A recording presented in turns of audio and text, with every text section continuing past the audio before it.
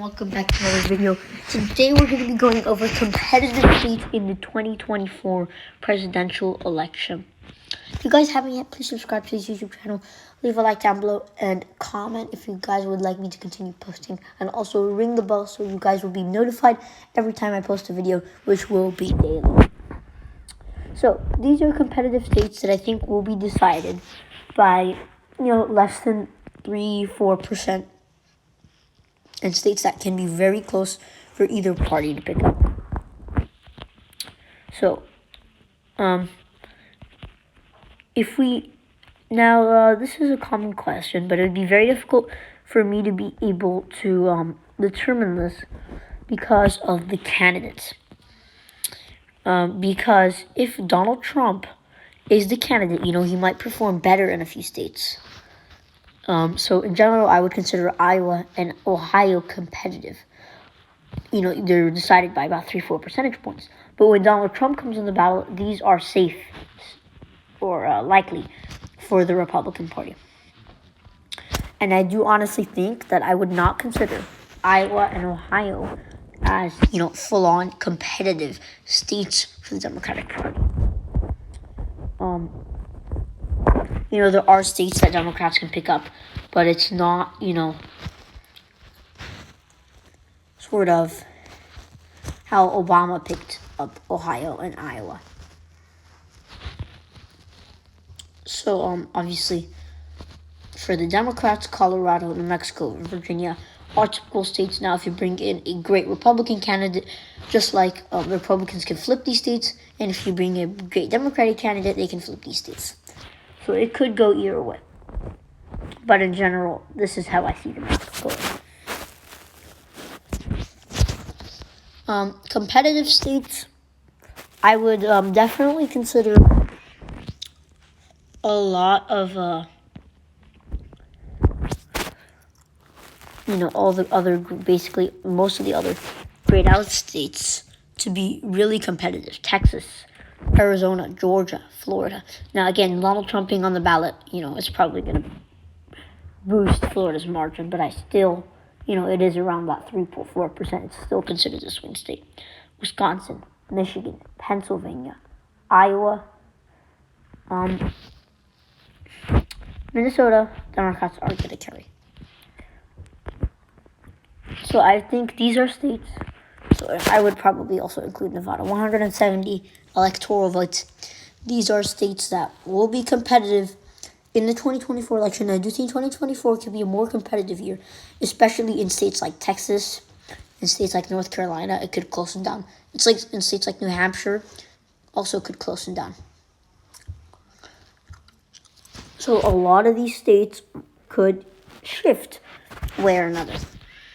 So, in Texas, despite it being very competitive, let's look at Texas is past. So honestly, Texas was never a safe state for the Republican Party, unless you have George W. Bush, the son or the father, on the ballot. Because if you do, then it does, that's them a lot more. So like Bush's time, Texas was a 22% margin state in 2000 and 2004. Safe for the Republican Party. And you see it shrinking. Likely, back to safe. Likely. This year it was still likely, but it's shrunken down a lot. And it's expected to be a lot closer in 2024. And we could see Texas dropping from 9%, down to 4%, 5%. So it's, difficult to say Texas is going to be the next swing state. Both political parties are going to be targeting Texas because, the Democrats have been targeting Texas. But the Democrats don't need Texas to win. Well, whereas Republicans, without Texas, are not going to win an election. It's almost impossible for Republicans to win an election without Texas. Democrats, they don't even need Texas, but it will benefit them if Democrats can pick up Texas. Then Republicans will need to flip more states like Minnesota and Illinois, and that's most likely not going to happen. So that's why I think Texas can close one up, and it's going to be the most important battleground states, more important than Pennsylvania, because one, it's getting electoral vote weight.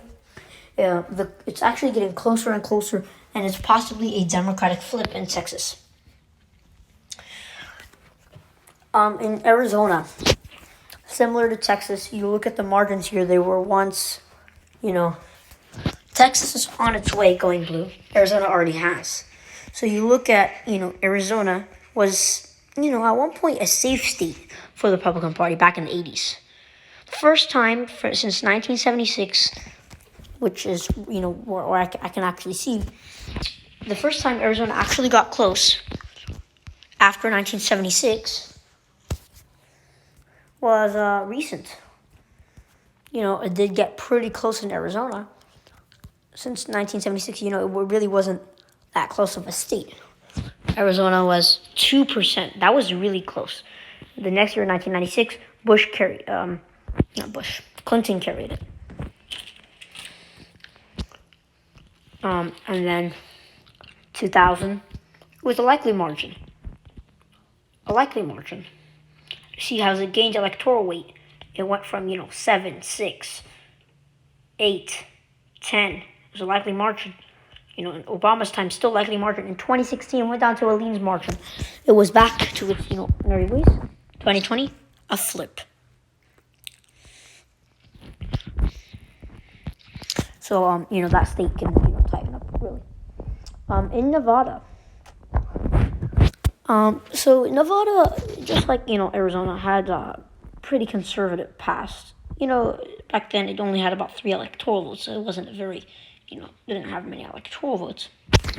But, Nevada, obviously minority voters, has made Nevada, shift to the left. So it really didn't vote to the left in 1992, which is the really only time Nevada voted to the left in 1976. Nevada had a few more times in 1996, when Florida went very blue. Not Gore either. Bill Clinton came in, and he swung Florida. Right here, he swung Florida by 5.7%. That's a likely margin.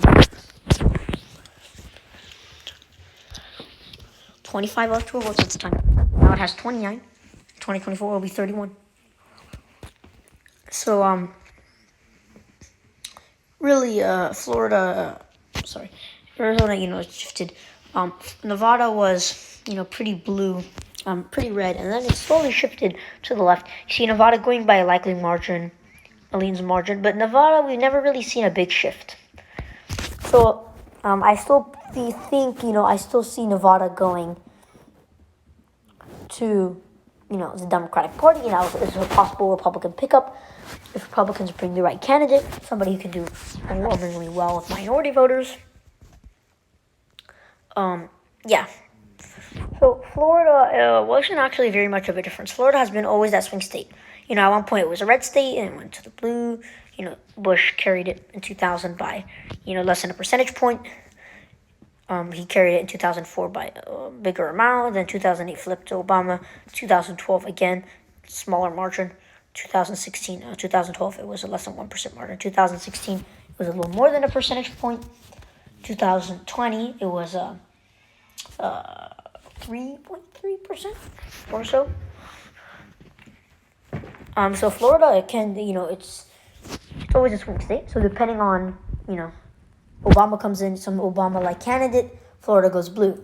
Somebody like Trump on the ballot, Florida goes red. So it's really on, Florida voters, who they prefer. Another state I want to go for Georgia. Similar to Arizona, Georgia has always has shifted to the left a few times now. But Georgia did have, unlike Arizona, Georgia has had a Democratic past.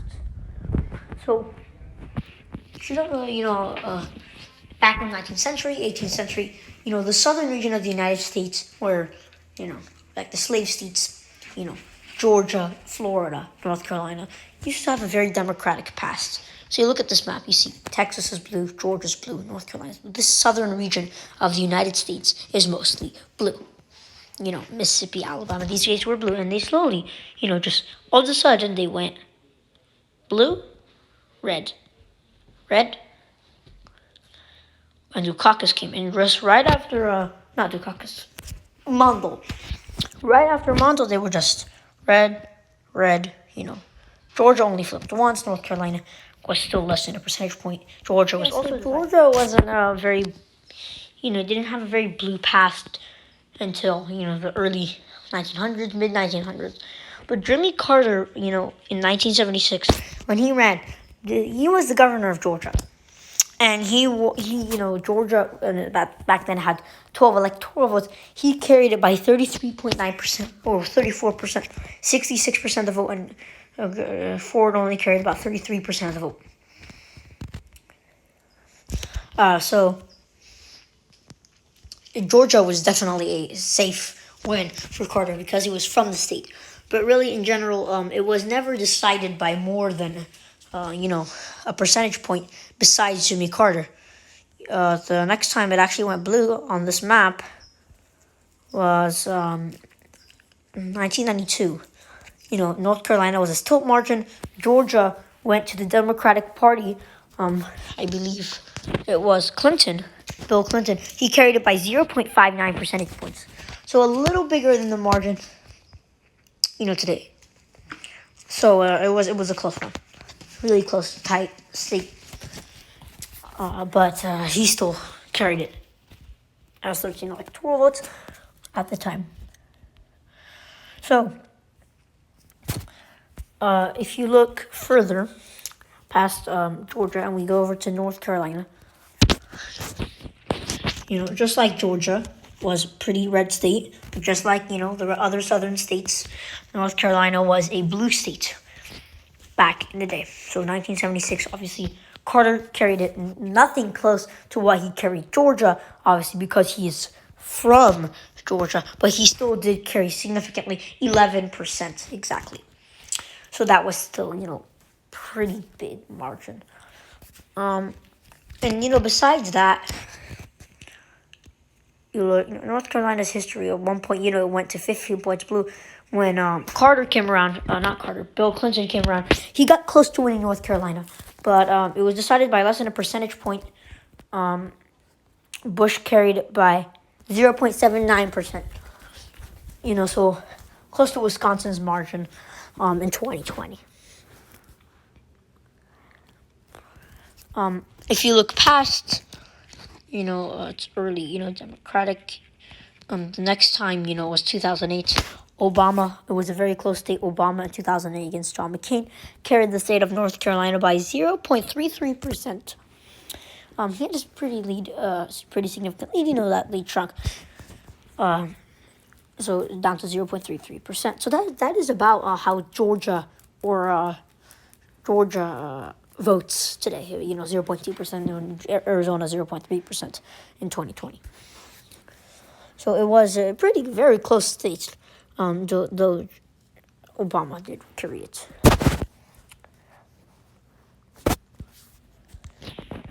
2012, it flipped to the left, to the right, a few percentage points from 2008.